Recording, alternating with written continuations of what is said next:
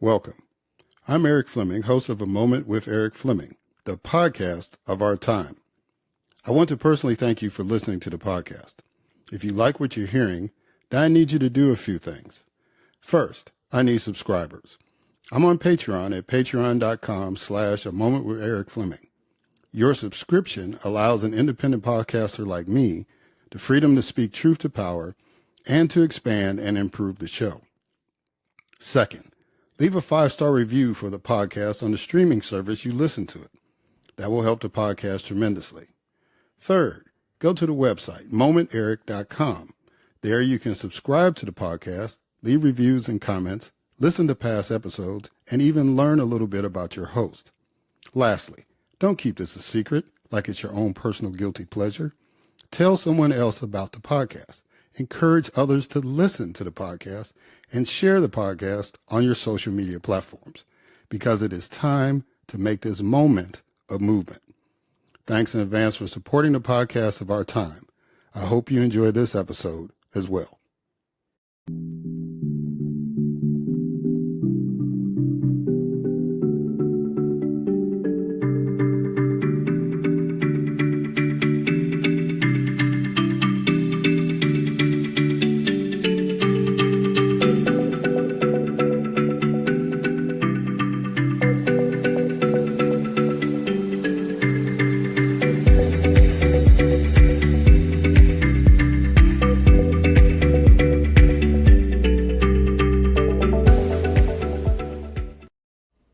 Hello, and welcome to another Moment with Eric Fleming. I am your host, Eric Fleming.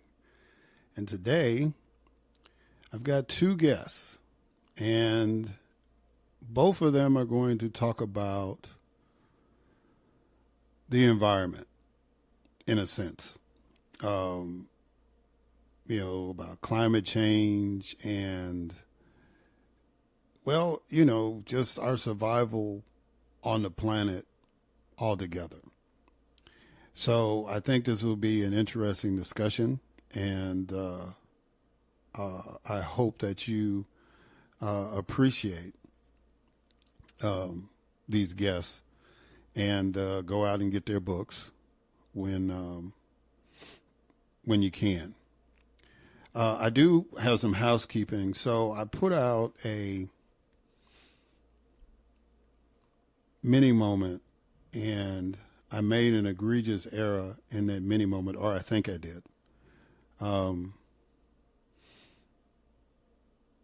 think Sonia Massey was brought up in the NABJ panel discussion with former President Trump.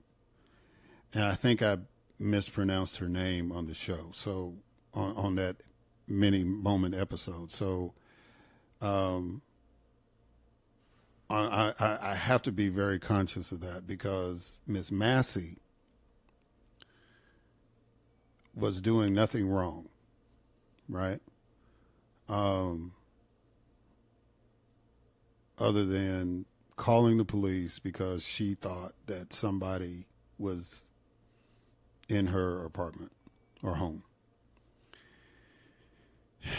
And she was murdered by somebody in the law enforcement community. And I greatly appreciate those members of the law enforcement community who have taken a stand in support of Sonia Massey. So judge it to my head and not my heart for misstating her name.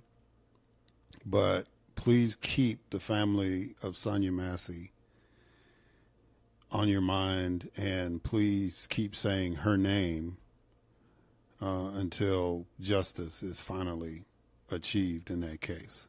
As stated, that officer has been indicted for murder, and it'll probably be sometime next year before that case is adjudicated. But until then, Sonia Massey, Sonia Massey, Sonia Massey. All right, having done that, it's time for a moment of news with Grace G.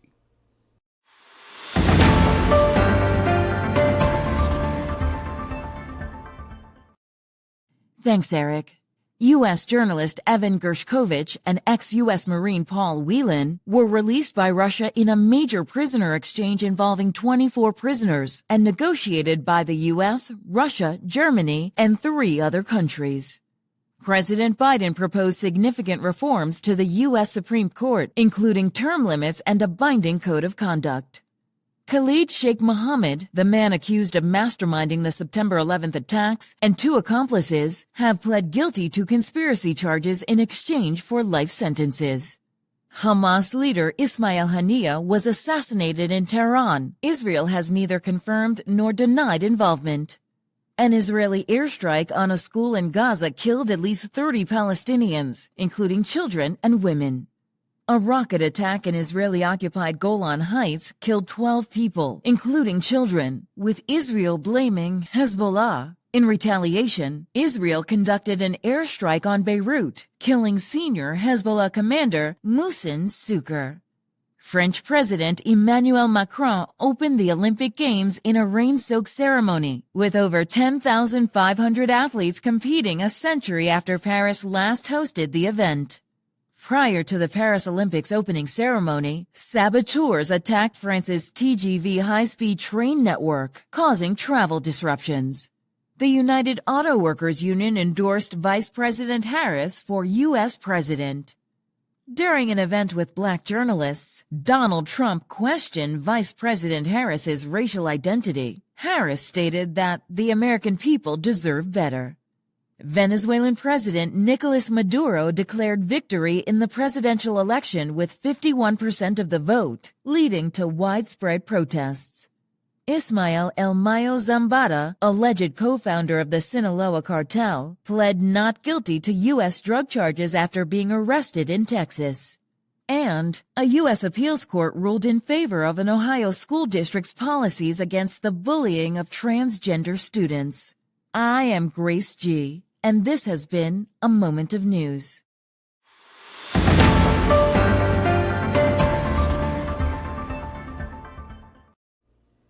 All right, and thank you, Grace, for that moment of news. And now, it is time for my first guest. And his name is Jon J. Berger. Jon J. Berger, Ph.D., is an environmental science and policy specialist, prize-winning author, and journalist.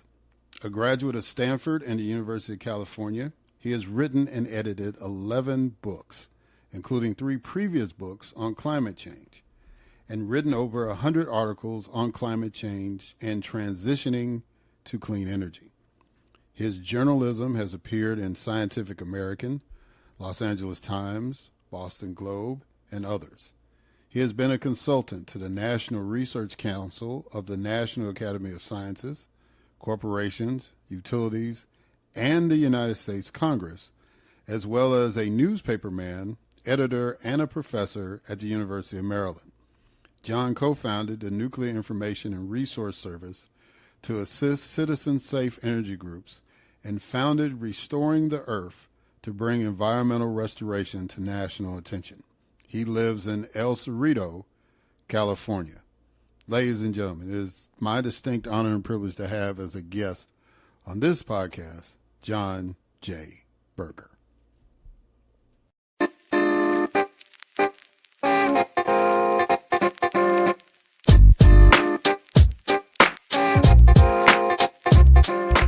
All right, Dr. Jon Berger. How you doing, sir? You doing good? I'm doing good. Thank you very much. How about yourself, Eric? I'm doing lovely. I am honored to have you on, and we are going to talk about this book that you wrote, and now I can't, because you've written like 11 books, and I'm trying to, I just had the title right here in front of me. Go ahead and give the title of the book again. I'm sorry. It's a long title, Eric, so it's understandable. It's called Solving the Climate Crisis, Frontline Reports from the Race to Save the Earth. Yeah. And and the book is really, really detailed as far as different examples. It's not like a typical book where you kind of use theories and then just cite an example or two. You went out of your way to really highlight particular examples and went into the history of each one of those examples and why you think it's viable to do a lot of the things that you're suggesting, because there's real life examples to it. So what I normally like to do to start the interview is that I throw a quote. It's kind of my icebreaker thing. And so I'll give you a quote and then I'll let you respond to it. We are now faced with the fact that tomorrow is today. We are confronted with the fierce urgency of now. In this unfolding conundrum of life and history, there is such a thing as being too late. We may cry out desperately for time to pause in her passage, but time is deaf to every plea and rushes on. Over the bleached bones and jumbled residue of numerous civilizations are written the pathetic words, too late. What does that quote mean to you? Well, it means a great deal to me, and I actually committed it to memory before I put it on the frontispiece of the book. It's a quote by Martin Luther King, and it to me epitomizes the urgency of addressing the climate crisis right now. I have watched this crisis develop from the 1980s with concern, and I've seen that we have not properly addressed this crisis by stringently regulating the release of climate disturbing gases such as carbon dioxide and methane and nitrous oxide. And we have done everything we could to kind of avoid making the hard choices and making the major investments to convert our economy to rely on clean, sustainable, renewable energy sources from the sun, from the wind, from the earth in the form of geothermal heat, and from water, hydropower, in the form of the energy in falling water. And we also have failed to develop adequate energy storage for this clean intermittent power so that it can be used reliably as what's known as baseload power. The baseload power is power that's on 24/7 that you can get from a coal or natural gas plant. And we can provide 24/7 power from renewable sources by providing adequate energy storage. The reason that we're really not facing up to this crisis is that during the past 40 years that we've been well aware of this danger of destabilizing the climate by releasing climate destabilizing gases, as I mentioned.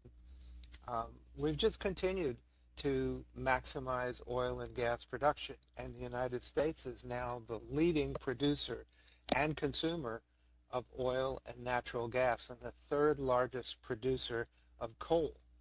So we need to begin to phase out fossil fuels, which now provide 80% of our total energy in this country, 79% to be more exact. And we need to expedite and accelerate the transition to clean energy sources. Yeah, If we don't do that, the other part of Martin Luther King Jr.'s quote is that catastrophe lies down the road, and we are already seeing catastrophe. I'm sitting here in the San Francisco Bay Area, and there are huge fires raging. Right now it's the Park Fire, which is the fifth largest in California, covers 600 square miles, and it's still growing. And there are about 100 wildfires now blazing in the West. These fires have the fingerprint of climate change all over them. many of them are ignited by human carelessness or malice in some cases, but the fact that they spread so rapidly is a function of the fact that it's hotter now and the heat dries out the soil and the vegetation and it makes it more flammable. So now you have these mega fires that are so huge they create their own weather. Right. And you start off, I forget which chapter it is, but you start off a chapter describing an experience about a fire commander who died in one of these fires. And in your description of it, when I first started reading it, I was thinking, wow, this dude, documented this thing. And then you say, oh, he died. And I was like, oh my God, you know what I'm saying? But that's how serious these fires are. Cause you were saying, I think in that particular fire that there were winds that registered at 2,700 degrees Fahrenheit and stuff like that. So you're basically saying that the hotter it is on the planet, the more intense those fires are going to be and the more destructive they're going to be. It's not just the fires, of course. What you say is absolutely correct, Eric, but we're seeing disturbances in the natural world as a result both of human activity and development, but to a large extent due to changes in the climate that the natural vegetation and wildlife are unable to adjust to because they're happening so quickly on a geological timescale. Therefore, since 1970, we have lost, I believe, 70% of the abundance of all vertebrate species, birds, mammals, and so forth. And insect populations are also in steep decline. So this is having a tremendous effect on the natural world, and it's causing a phenomenal increase in extinctions. We're also seeing very dramatic and ominous developments happening in the ocean, where the change in the ocean chemistry as a result excuse me, of absorbing these heat-trapping gases from the atmosphere is making the ocean more acidic, as it also is getting much, much warmer. Now, the warmer temperature leads directly to more powerful hurricanes. However, the greater acidity leads to problems in the survival of phytoplankton, which are little floating plants that serve as the base of the entire oceanic food chain, this pyramid on which the larger fish rest. And without the base of the food chain being healthy, the whole marine ecosystem can collapse. And we're seeing the destruction of some coastal ecosystems due to higher temperatures, the proliferation of algae, and then the die-off of some of these toxic algae that, as they decompose, will also deprive the bottom-dwelling organisms, your shellfish, lobsters, and so forth, of the oxygen that they need to survive. But this isn't just a question about nature and about the survival of plankton and the survival of polar bears, but it's about the survival of people. For example, in the last decade or so, as a result of heat waves in California, close to 500 people have lost their lives because heat kills more people in the United States than any other weather disaster. And it's also cost California nearly $8 billion over the past decade. And these costs are only rising. Plus, as we destabilize the natural world and set it on fire in the case of the mega fires, but also throw ecosystems out of kilter because of massive once in 500-year floods that are now becoming once every 2 or 3 years in some cases, we're therefore causing massive dislocations and disruption to the natural world. It impacts people too, as I mentioned, in terms of heat waves. There's a very ominous implication. We now have 10 million refugees globally as a result of conflicts and wars and climate change. But by 2050, if we keep on heating the world and we keep on increasing the atmospheric concentration of greenhouse gases, there will be 200 million refugees. 10 million refugees has been enough to destabilize Western Europe. But imagine the global impact of 200 million refugees, most of them climate refugees, seeking shelter and some place to live and some place to grow food. This has also been a catastrophe for agriculture and for forests. So it has profound implications that have direct impacts on the welfare of human life.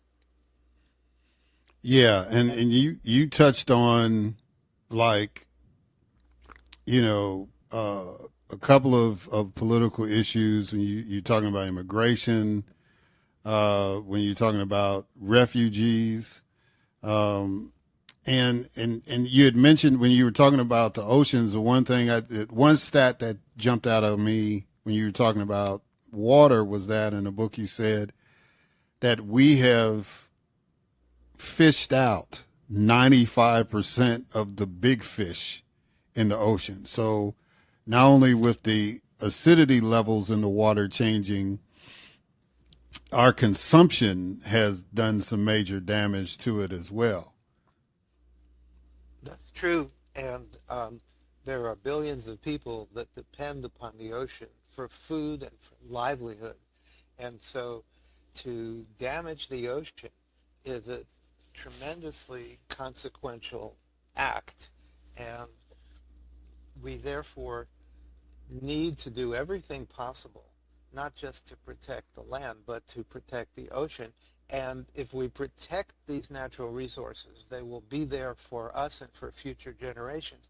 But if we destabilize them by melting Greenland, which we are doing, or by melting the West Antarctic Peninsula, and we raise sea level by the addition of this melt water to the ocean, at the same time the ocean is being heated by climate change and hot water expands. So we're seeing the seas rise, which threaten coastal settlements, and a vast proportion of the world's population lives within the coastal zone. So this is going to mean not just that the tide will come up a little higher, but that there will be higher storm surges, and combine that with more powerful hurricanes, and you have increasing damage to populations and to property and infrastructure and pipelines and all kinds of things that are located on the coast and transportation corridors. So we literally cannot afford to continue destabilizing the climate. It is having a profound effect on nature and a profound effect on human beings and human life and the capacity to sustain life. If you look ahead at 2050 and you assume that global temperature rises to 2 degrees centigrade by 2050, entirely possible because we're now pretty close to 1.5 degrees centigrade. At that point, there will be billions of people who periodically during the year will be exposed to combined drought and heat waves, and there will be situations where the combination of humidity and heat will basically be unsurvivable for people who cannot get into an air-conditioned or cooled space if they have to be outdoors working in it. The human body just cannot tolerate a certain degree of heat when it's extremely humid, so that we cannot perspire and lower our internal body temperature. The core body temperature rises, and then we go into heat exhaustion and then heat stroke and organ failure and death. And this is a reality. We're looking at this possibility that I mentioned 2050 as one benchmark. We also know by 2070, if we continue on the present trajectory of rising concentrations of heat-trapping gases and rising global temperature, we will see maybe 4 billion people exposed to these kinds of unlivable conditions for 25 days a year. And these are intolerable consequences, so we have to change a course and not continue, full-blown production of fossil fuels without adequate regulation of these pollutants. We managed to regulate lead in gasoline, but we now have to realize that industrial pollutants that are namely methane and carbon dioxide, although these things have uses in our ecosystems and in our lives, that when in the context of industrial discharges, they're intolerable, and we have to regulate them out of existence. And that kind of leads back to something you touched on about, because we've got one political party, especially a political candidate, who has said the first day that he gets elected, he's talking about drill, baby, drill. He's talking about more oil production. And you highlight that the United States is not only the number one consumer in the world of oil and natural gas consumption, but we're the number one country as far as oil and natural gas production. Yet in the book, you also state that we're wasting between 30 to 50% of the energy used in buildings today. So talk about how do we fix that? And then I want to come in with another question about all this information you gave, how people respond to it. But talk about how can people deal with wasting energy at this point. We know how to save energy. We know how to use energy efficiently. And in buildings, I'll give you an example of the Bullitt Center in Seattle. It's a 6-story office building. It generates all its own power with solar panels on its roof. It has an external building envelope which is sensitive to the environment, to heat, to wind speed, to cold, and it automatically adjusts the ventilation. It's heated by geothermal heat from the ground. It processes all of its own waste.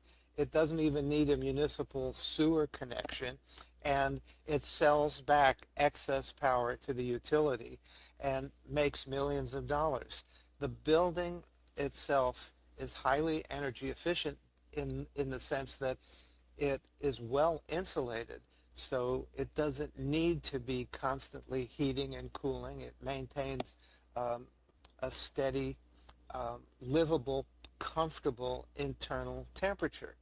We need to be providing the capital to lend to building owners so that they can modify their buildings, make sure they're well insulated, make sure they have energy efficient windows, make sure that the heating systems are either geothermal or electric so that they can be powered with clean, sustainable, renewable power from solar and wind and hydro and geothermal sources. It's really very, very simple conceptually. And in terms of what are the obstacles to solving the climate crisis, and you mentioned politics, and it's politics, it's power, it's psychology, information, knowledge. These are all components of the solution. I highlight in my book that solving the climate crisis is a very complex challenge that has technological, ecological, and political dimensions. And in terms of politics, the political and economic power of the multi-trillion-dollar fossil fuel industry has been arrayed against moving as quickly as possible towards a clean energy future because it doesn't comport with their business model and their increasing profits. So we need to put the welfare of humanity and the welfare of the American people ahead of the profits of any particular industrial sector. And we need to alter the U.S. economy's heavy dependence on fossil fuels. We need to overcome the disinformation and scare tactics that the fossil fuel industry has fomented over the past 40 years. We have seen that they use the playbook of the tobacco industry to create confusion and to provide disinformation about climate change and about the impacts of climate change and the impacts of fossil fuels. I've seen this mythology about climate change that was supported by the disinformation machine. I've seen it morph over the years. First, they said the climate is getting cooler, it's not getting warmer. Then they said the climate is not changing. Then they said, oh, well, maybe the climate is changing, but humans are not responsible. And then the climate is changing, but it's probably going to be good for us. So with reluctance, they've been dragged kicking and screaming toward the truth. And the truth is that this reliance on fossil fuel is a toxic formula for running our energy system. And it is not sustainable. And we have to move as quickly as possible to reliance on clean, sustainable energy sources. Political corruption, dark money, de facto bribery, etc., have all played a part. There have been reports that I've read in the news about President Trump asking the oil companies to donate $1 billion to his campaign. That's the sort of thing that we're dealing with here. Right, and that $1 billion, and he'll deregulate the industry to whatever degree they want him to. That was the deal. But you in the book, you have a national climate plan, and your book is full of policy solutions. And people can vote to elect folks who have those solutions as part of their platform. But what else can individuals do? And this is the part I wanted to get to, because when people hear you mention scare tactics in that last answer, you talk to individuals and people are scared. They have anxiety. They have despair. They have folks that feel that we got to have it. I mean, folks in West Virginia still think we have to have a coal industry, right? And that's one aspect of it, as far as people thinking they're going to lose their jobs and their livelihoods and all that. And then there's another group of Americans who have anxiety and despair. It's like, there's not going to be a world for my children and my grandchildren to exist in. So what do you suggest people do to kind of get over their fears and to turn around and make a difference to improve this climate crisis that we're in? Well, the first thing I would say is don't try and do this alone. These problems are far beyond the individual's control, and we can get despairing and demoralized and discouraged by trying to tackle it on our own. The thing to do is to get with other people who are already working on these issues and who are already organizing and organized. There's a whole slew of environmental organizations. Just go online and look for those organizations that are working on climate issues. You could do a lot worse than, for example, join 350.org or Third Act if you're an older American. There are many, many other organizations, and these organizations themselves need to coalesce because they're not speaking with one coherent voice and one simple message to the American people. They need to, or people need personally to get politically involved, to first of all vote and urge your friends and neighbors and family to vote. Excuse me. And then once you have voted, hold your representatives accountable. Find out what their stands are on climate change and tell them what you think needs to happen. And if they don't show an sort of commitment to this cause, tell them that you're not going to vote for them and vote for somebody else or run for office. But we need to organize and get strong politically and build a broad coalition to support the rapid transition of our economy to safe and sustainable and cheaper sources of energy. What's the biggest myth that needs to be dispelled about climate change? That's a good question. I hadn't thought about that, frankly, Eric, because the myths that disempower us or that tell us that we don't need to act, that this is not an emergency, it's not a crisis, it's just one of a million other priorities. Those are myths that cause us to remain sort of stagnant where we need to be engaged and active. I think one myth that is pernicious is the idea that we are personally responsible as individuals for this catastrophe that's unfolding on the global scale, and that it's not political corruption and it's not the fossil fuel industry behind what's going on. I think people do not have the capacity to, for example, change the entire utility system themselves or change the transportation system. These are systemic, society-wide problems, and we need all of society effort to reform and advance to a new industrial model. But it's not the individual's personal responsibility to do that.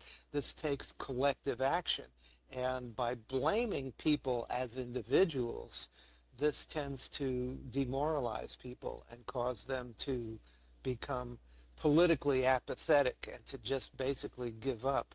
Also, by lying to people perpetually about climate change, eventually people get confused and they drop out because it's hard for an ordinary person to distinguish between the truth and the lies, especially since the fossil fuel industry has hired some very prestigious people and created think tanks to cloak themselves in the authority of respectability with all the accoutrements that go with it.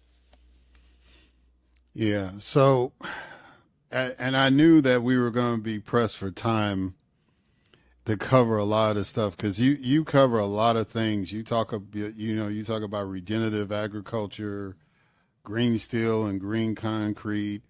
I really wanted to get into the transportation piece because that's the committee I served on for like 8 years when I was a state representative. But just to kind of close out, of all the people that you interviewed, all the activists, the scientists, engineers, energy experts, give me a positive example of what can be done with the resources available to make a difference systemically. Okay, I could do that, Eric. A guy that comes to mind is a farmer rancher in North Dakota by the name of Gabe Brown. And back in the 1990s, Gabe was going bankrupt. He was trying to farm in the chemical-intensive old industrial agriculture model. And he was going broke because he encountered some hailstorms that were unexpected, and he eventually had to change his whole way of looking at agriculture and looking at land and putting the health of the soil as an ecosystem paramount rather than making a priority of just crop yields and dumping chemical fertilizers on the land and pesticides and insecticides and so on.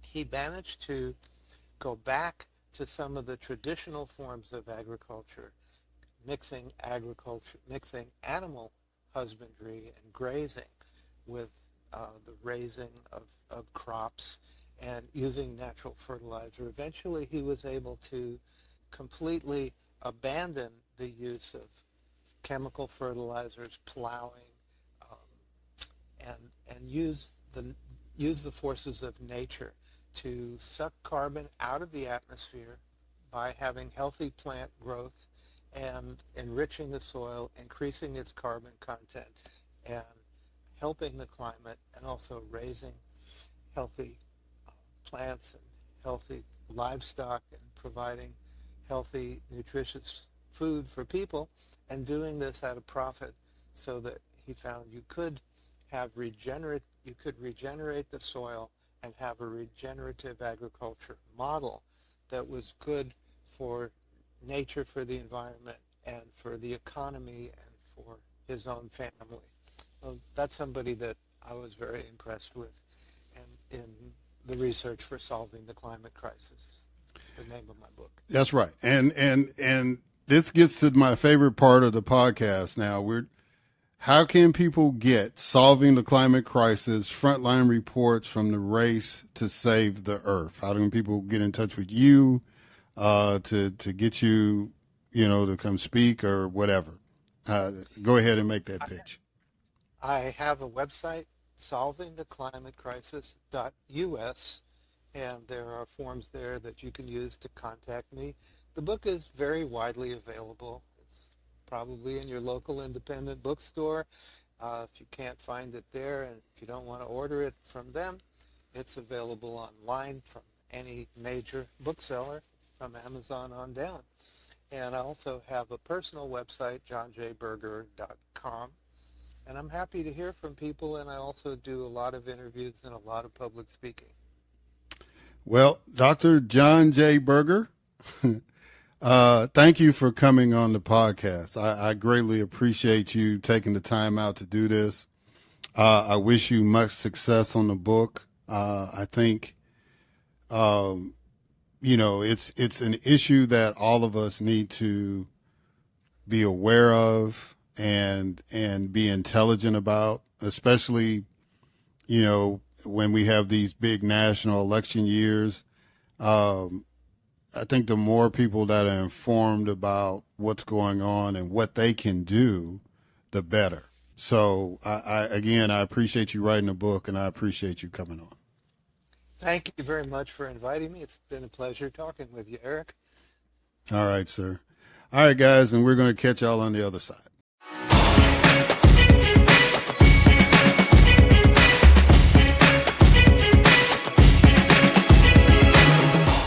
Hello, this is Eric Fleming, host of A Moment with Eric Fleming, and I need your help. We have an opportunity to cover the Democratic National Convention in Chicago this August, but I need to raise some money. So I need you to go to GoFundMe.com/help a moment with Eric Fleming broadcast from DNC 2024. That's GoFundMe.com, help a moment with Eric Fleming broadcast from DNC 2024. Thank you so much.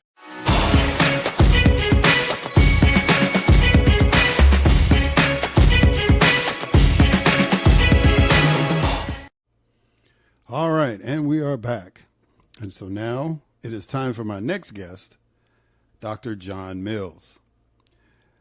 Dr. Jon Mills is a philosopher, psychoanalyst, and clinical psychologist. He is honorary professor, Department of Psychosocial and Psychoanalytic Studies at the University of Essex in the UK. On faculty in the postgraduate programs in psychoanalysis and psychotherapy, Gordon F. Derner School of Psychology at Adelphi University, and on faculty and a supervising analyst at the New School for Existential Psychoanalysis. He has authored and edited more than 30 books, and is the recipient of the Otto Wenninger Memorial Award for Lifetime Achievement. He is based in Ontario, Canada. His new book, which we will discuss, is End of the World, Civilization, and Its Fate. Ladies and gentlemen, it is my distinct honor and privilege to have as a guest on this podcast, Dr. Jon Mills.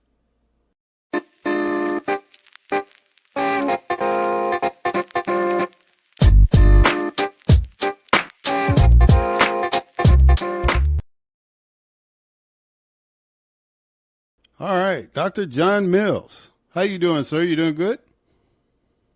I'm doing as best as I can given the circumstances. Well, considering the book you wrote, I guess the book is called "End of the World: Civilization and Its Fate." So I will take that as a legitimate answer from you.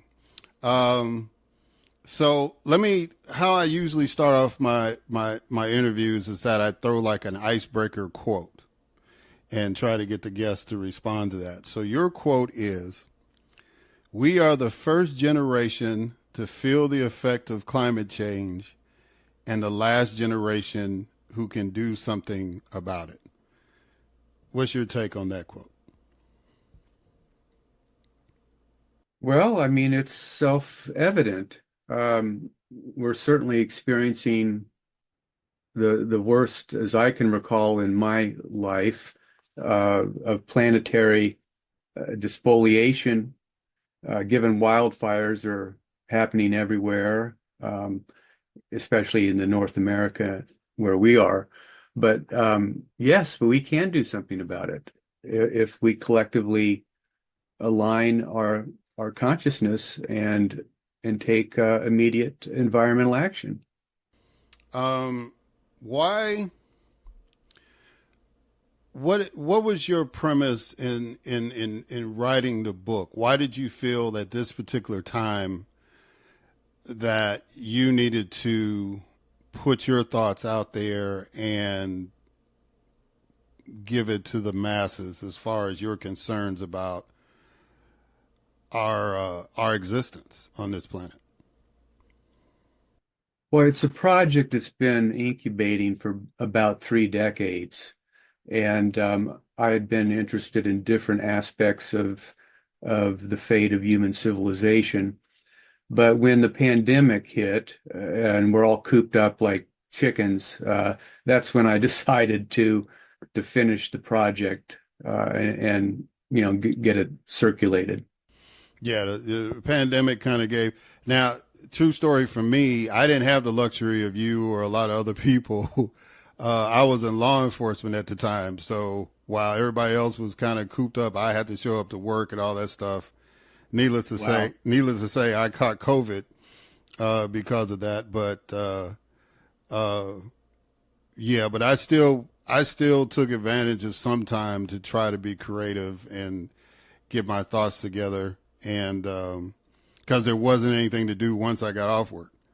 So I definitely understand the need, and I definitely understand why the pandemic kind of spurred you on, especially with your train of thought. So I'm going to ask you this question: What is collective bystander disorder, and how does it affect social issues today? Well, it's a term that I've borrowed from social psychology in particular, where uh, there's a phenomenon called the bystander effect, or bystander apathy, where people witness a crime or they witness that people are distressed or in need of help, but they fail to intervene. They fail to get involved or to to alert the authorities at the very least. So I felt it was an apt metaphor to apply to our planetary crisis, where most of us are aware of our climate emergency. We see it in the news, at least on television every day, and of course it's varied all over the world. But why is it that we're aware of these things and we're being alerted by governments and climate scientists and some of the most respected people in their field, that we need to do something to curb our carbon imprint, and yet we just kind of passively are watching as the world is you know deteriorating before our very eyes. So that was the application of a global or a collective bystander effect, to the degree that it's almost a pathology. the pathology is an inertia, an inability to do something that we know we're seeing the train wreck coming. It's in slow motion, and yet no one's. When I say no one, I mean collective um, people, citizens, the governments, leaders are talking about it. Some are denying it, but some are minimizing it. Um, but nevertheless, it's happening. So we we need to, break out of this collective denial or the illusion of constancy that the planet will continue and take some responsibility to intervene while we can. Do you think subconsciously that we we don't take this seriously? Do you think that there? I won't say that we have a death wish, but I think people don't grasp the magnitude of it because they get up every day and the sun is out, or the clouds come and we have rain. We go to work, we do our normal thing, deal with our normal daily lives, good or bad. Um, so imminent destruction or imminent distinction doesn't naturally come.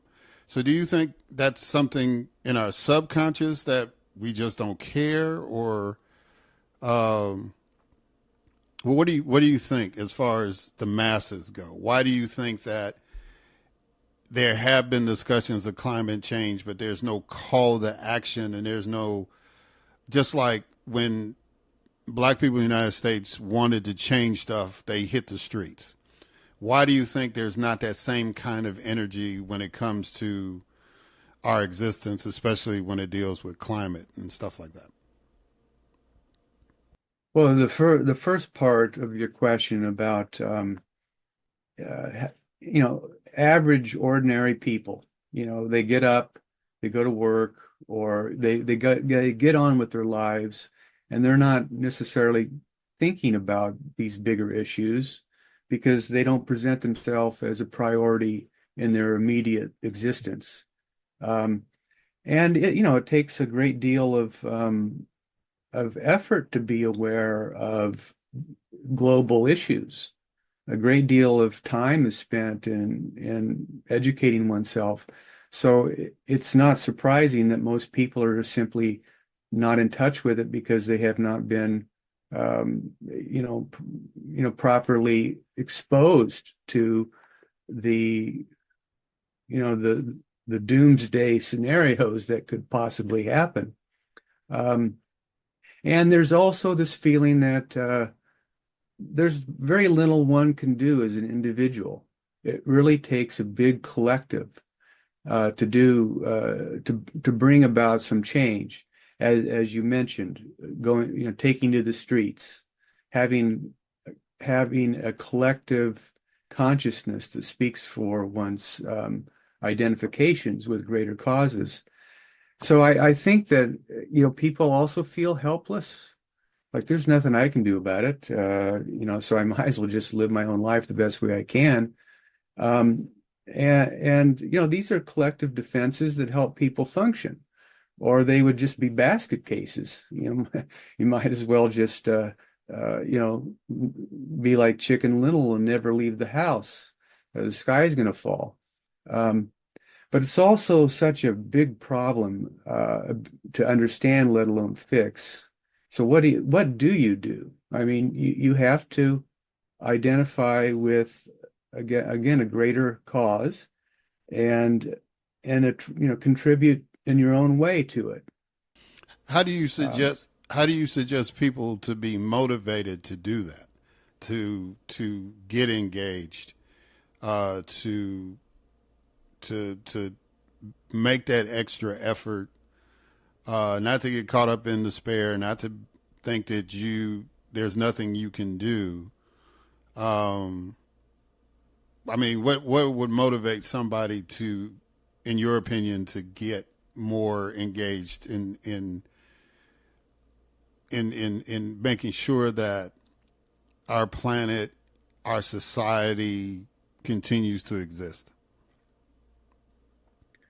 Well, one is self-interest and self-survival, because if we continue to stick our head in the sand, it's ultimately going to come back to bite us. So it seems prudent to be aware and thoughtful and contribute to some kind of intervention uh, to bring about a change of consciousness or a new ethos around what kind of planet we would like to live in. So it's not an easy commitment by any means.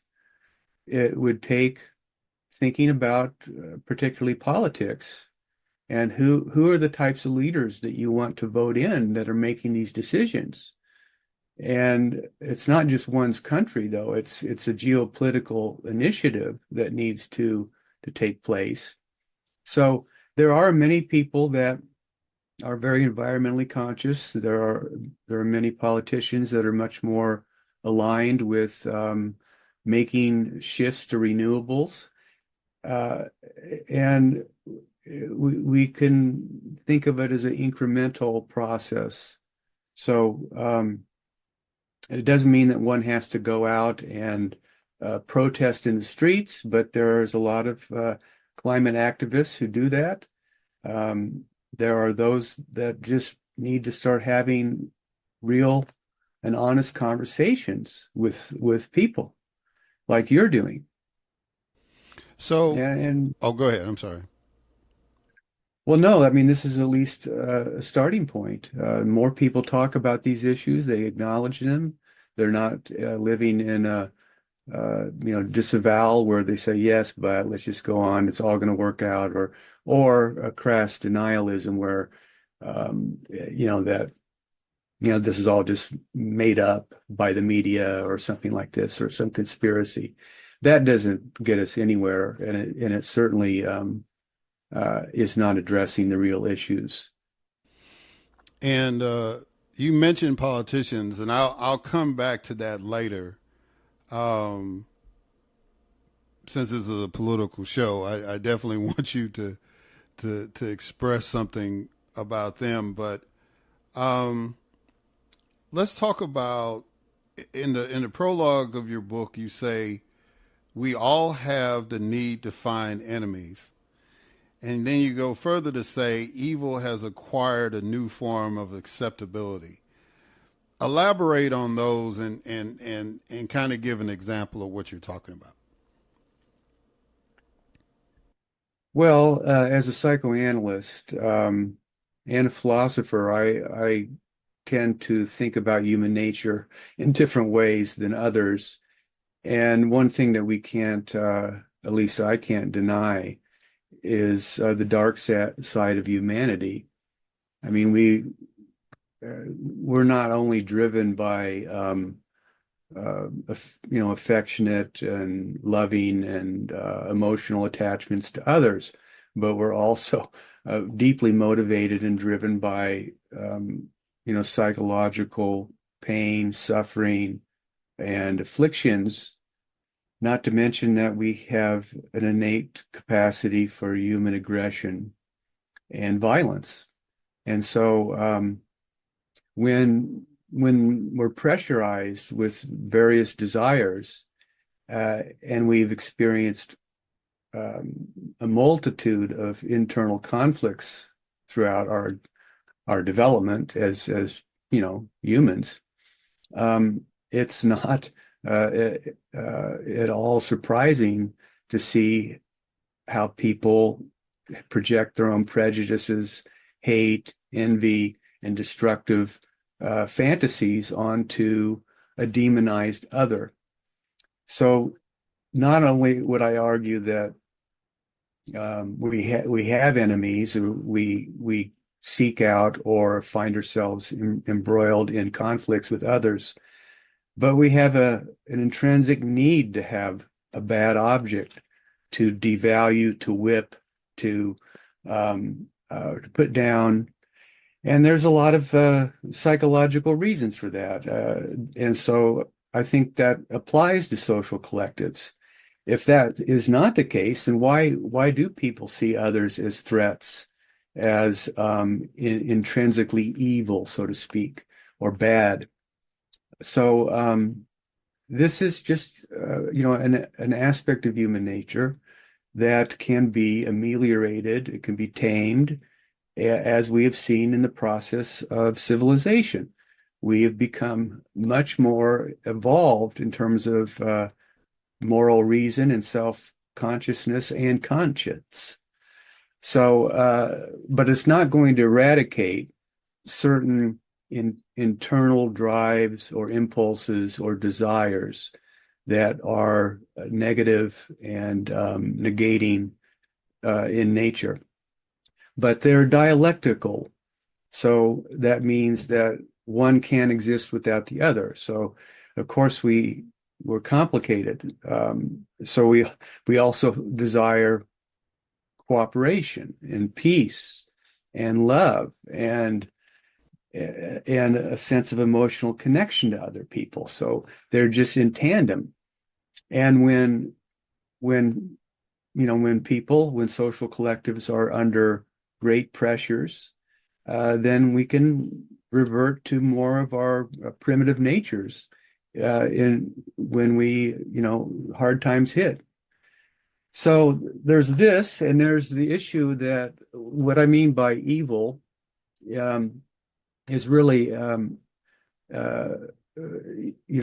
notion that we're all inclined toward both good and bad things. So I don't want to make it biblical by any means, but like we live in a bad man's world. I mean, you cannot deny the fact that there are some psychopathic people that are running these countries, and that we're constantly worrying about some type of military conflict, if not some nuclear engagement with other countries or other bad actors.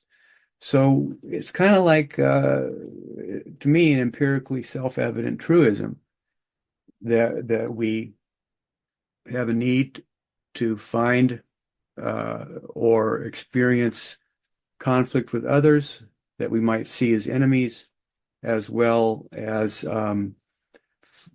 finding ways of justifying our bad actions. So,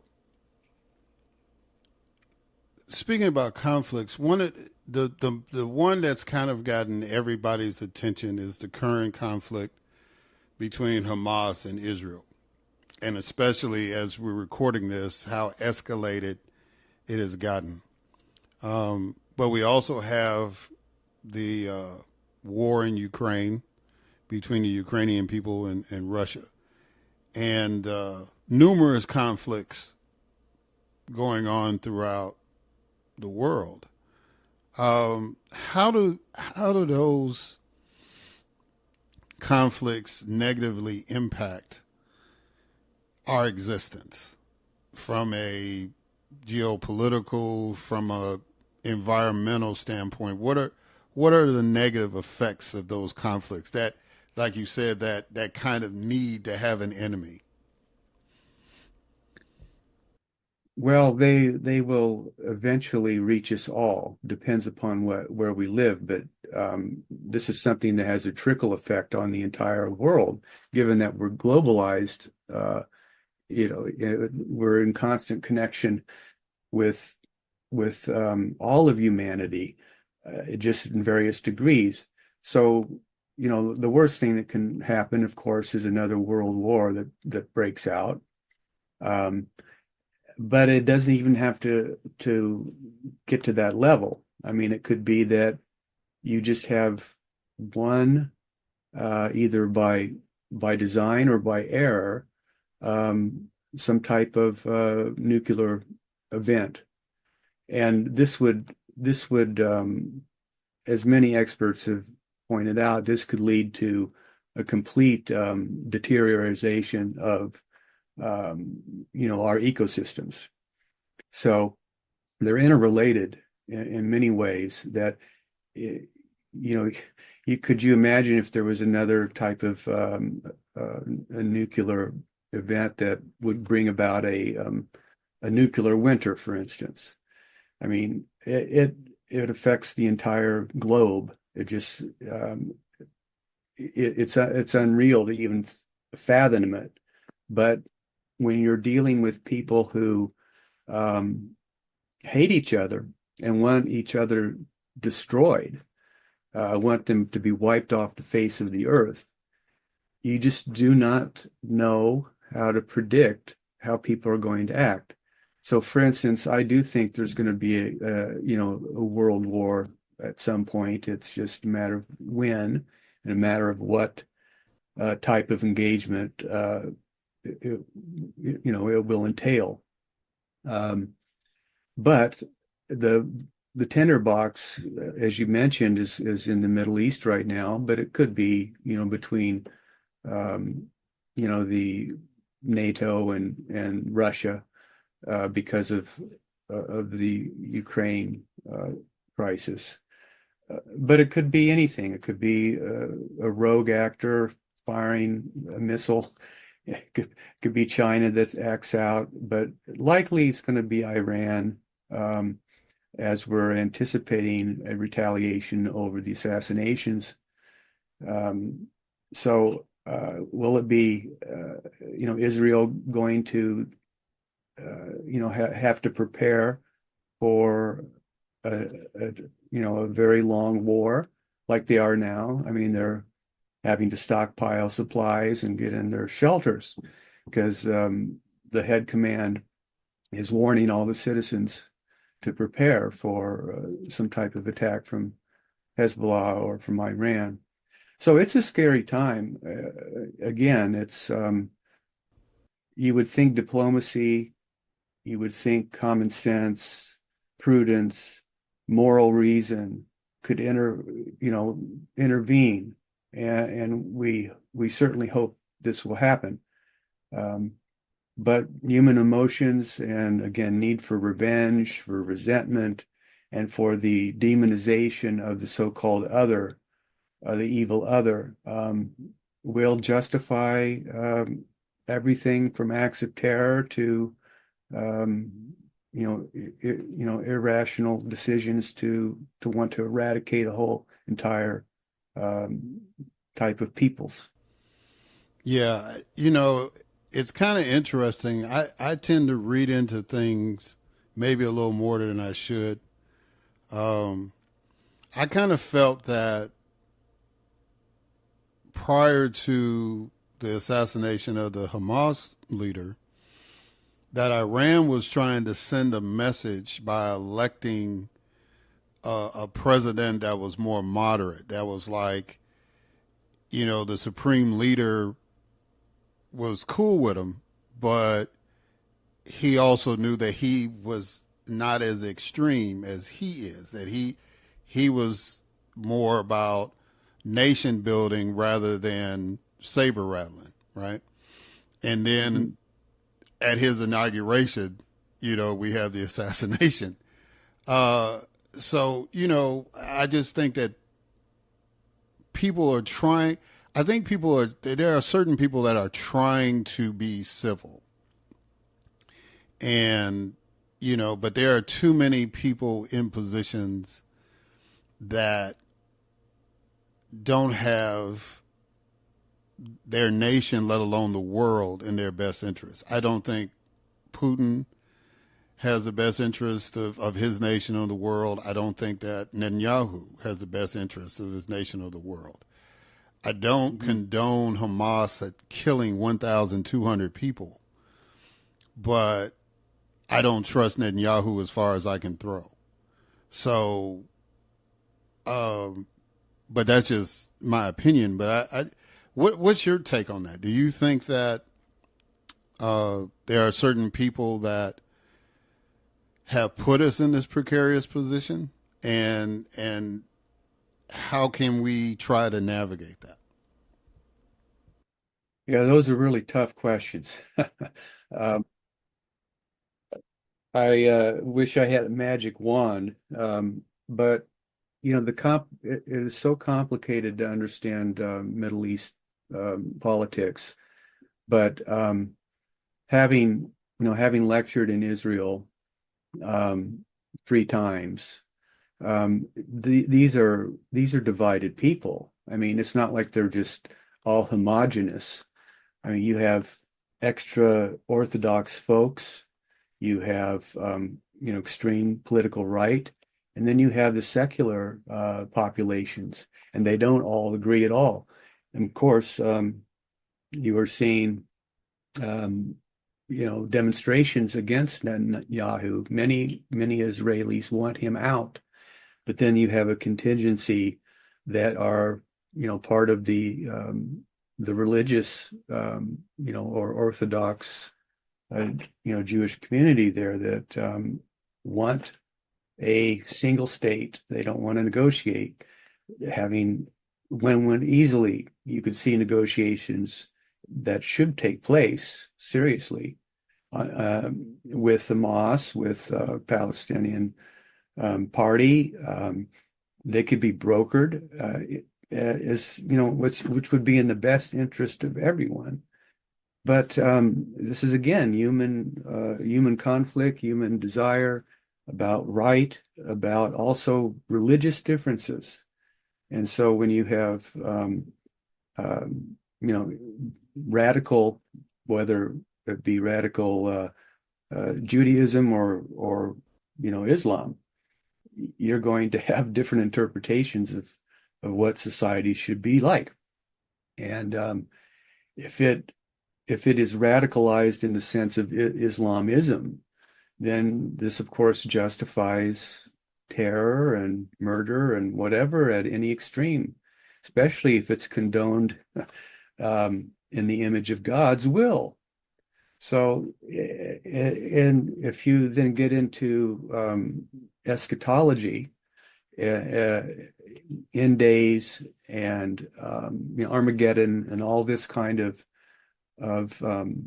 biblical fantasies, then some people are going to feel that this is what is divine, and they may do whatever they can to bring it about, including releasing biological weapons into the air, or chemical, or attaching a nuclear warhead to some device and dropping it, which would of course affect the world immediately.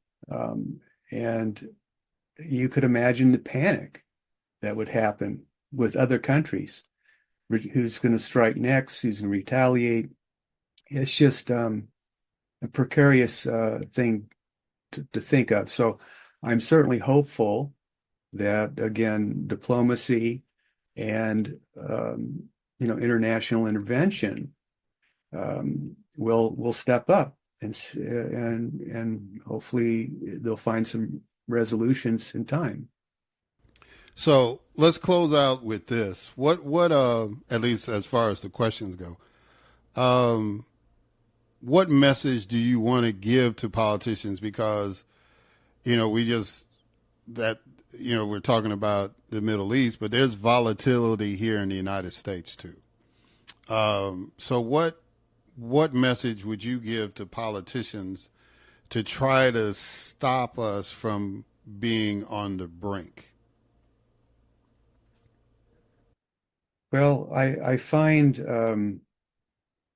I find these kind of speculations to probably be unhelpful because I'm quite pessimistic about about people.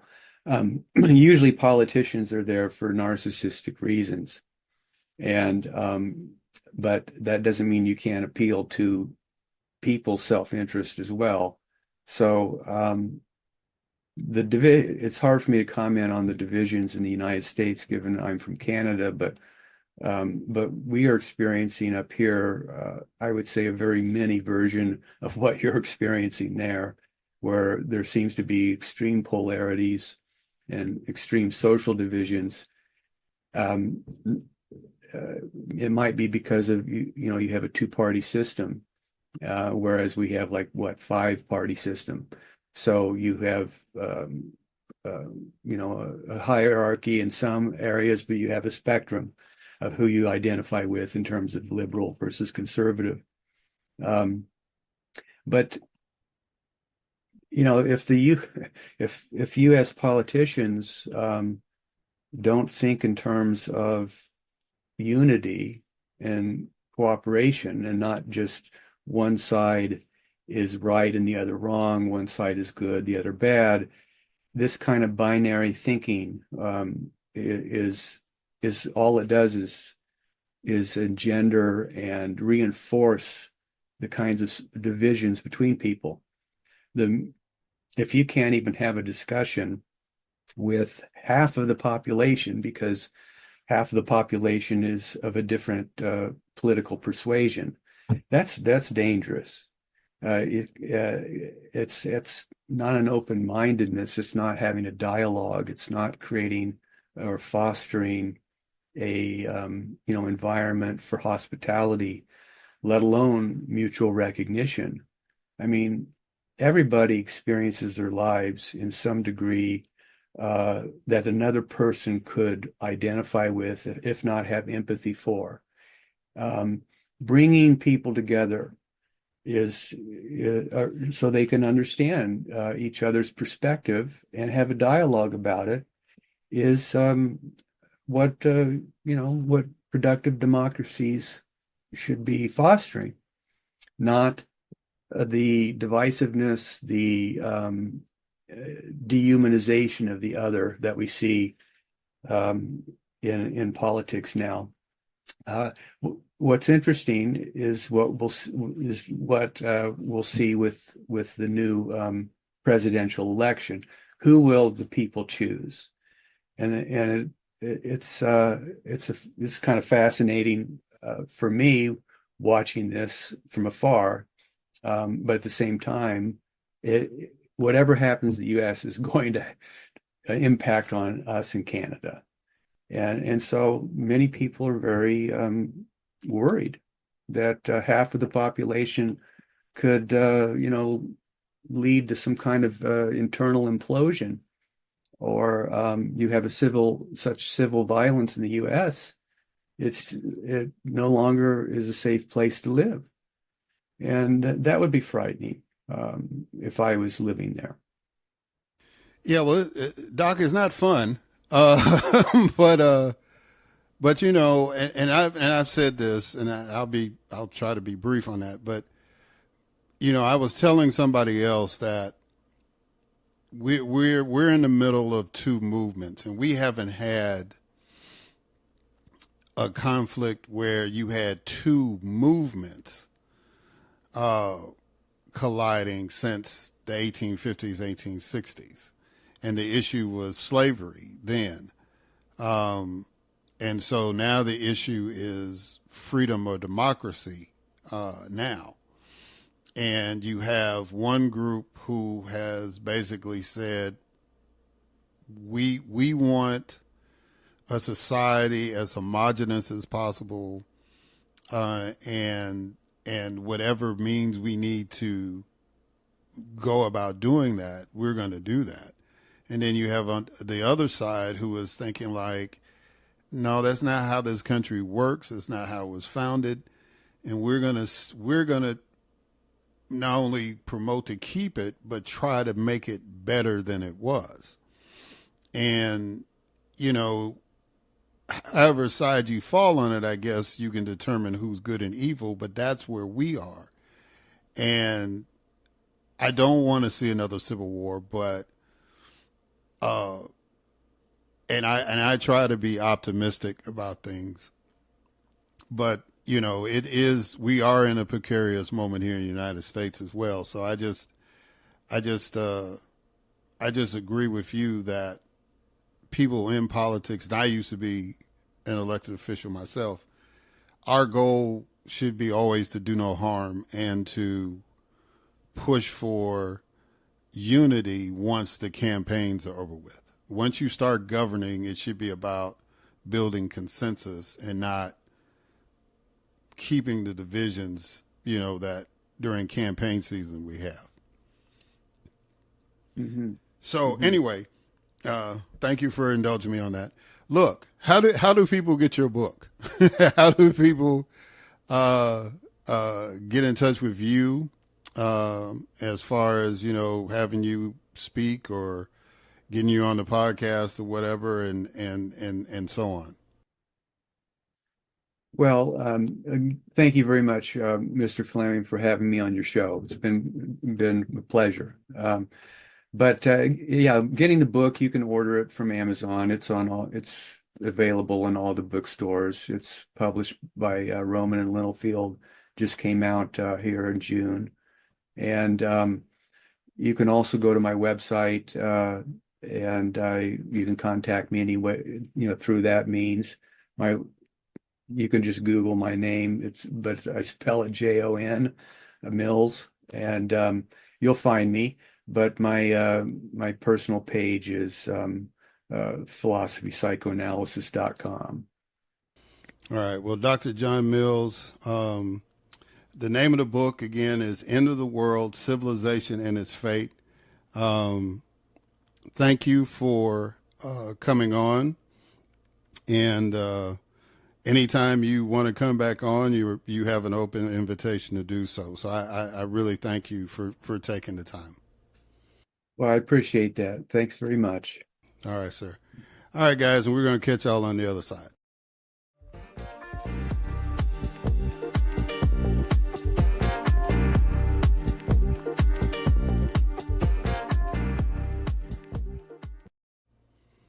All right, and we are back. So I want to thank my guests, Jon Berger, Dr. Jon Berger, and Dr. Jon Mills, for coming on. I think those were very good discussions. And again, I hope that y'all go out and get their books and read them. And I'm still making a push, y'all, to raise money to cover my expenses at the Democratic National Convention later on this month. And whatever you can do, I greatly appreciate that. Fast approaching the deadline, really fast at this point, August the 7th, to try to cover everything. And but I'm going to be there. I thank y'all who did donate to raise enough money so at least I can get there. But make sure that everything else is covered. Please, please, please go to www.momenteric.com and click on the GoFundMe link and please donate whatever you can. I greatly appreciate it, as I greatly appreciate you all listening and supporting this podcast. All right, now, until next time.